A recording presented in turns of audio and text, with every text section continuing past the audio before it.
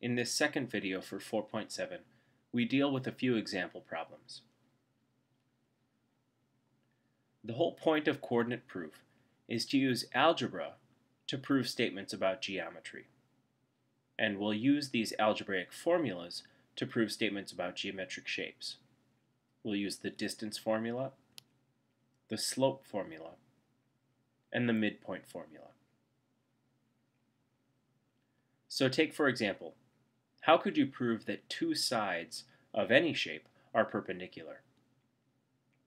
You'll use the slope formula to check to see if slopes are opposite reciprocals.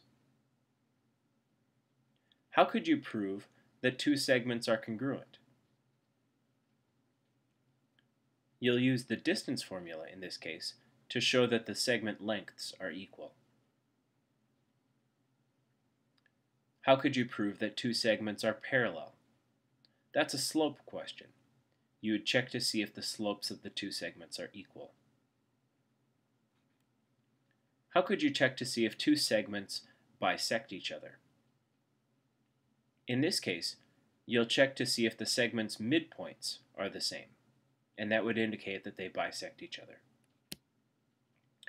Lastly, if we want to prove that the vertex of some angle is a right angle, we'll check to see if the slopes of the sides are opposite reciprocals.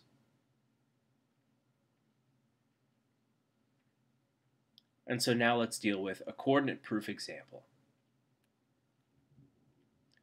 We want to prove that the segment that connects the midpoints of a triangle is half the length of the third side.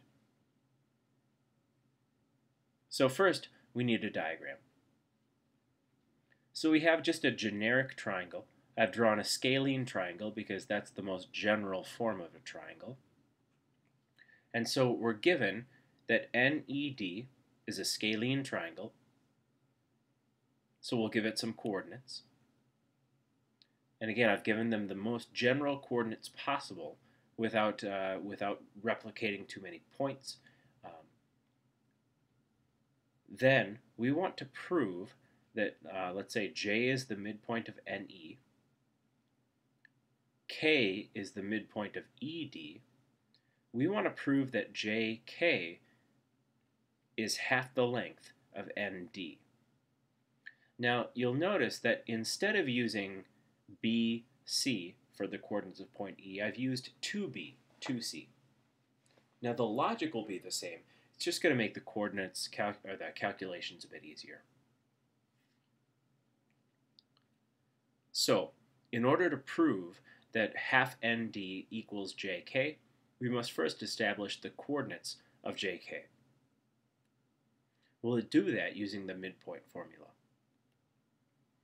The midpoint of segment NE we've calculated as BC. The midpoint of segment ED is the coordinates A plus B and C.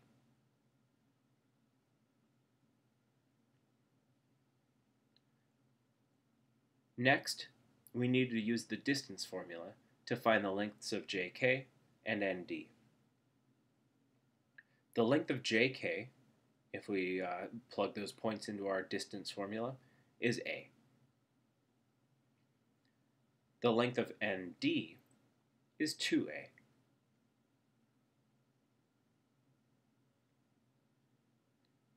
And so then we've established, since JK is equal to A, ND is 2A units, that establishes that JK is half the length of ND. Therefore, we've proven that the segment that connects the midpoints of a triangle is half the length of its third side.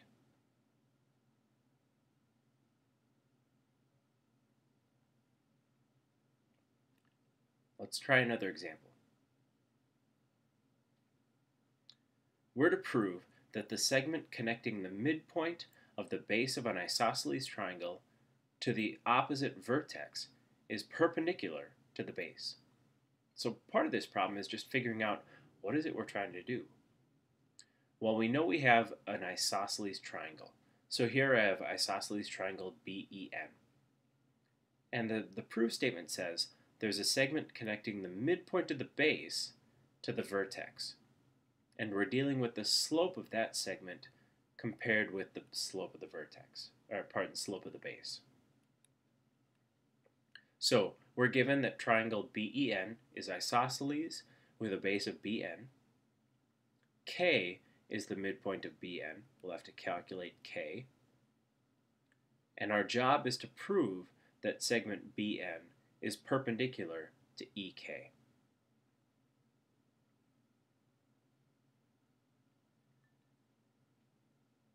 So step 1, we want to calculate the midpoint of segment BN. We'll do that, of course, using the midpoint formula, and we've verified that the coordinates of K is 0, 0. Next, we need the slopes of segments BN and EK. To do that, of course, we'll use the slope formula.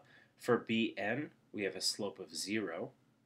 For EK, we have an undefined slope. So to conclude, since segment BN has 0 slope, that means it's a horizontal line. Segment EK is undefined, which means it's a vertical line. So therefore, since BN is horizontal and EK is vertical, BN is perpendicular to EK.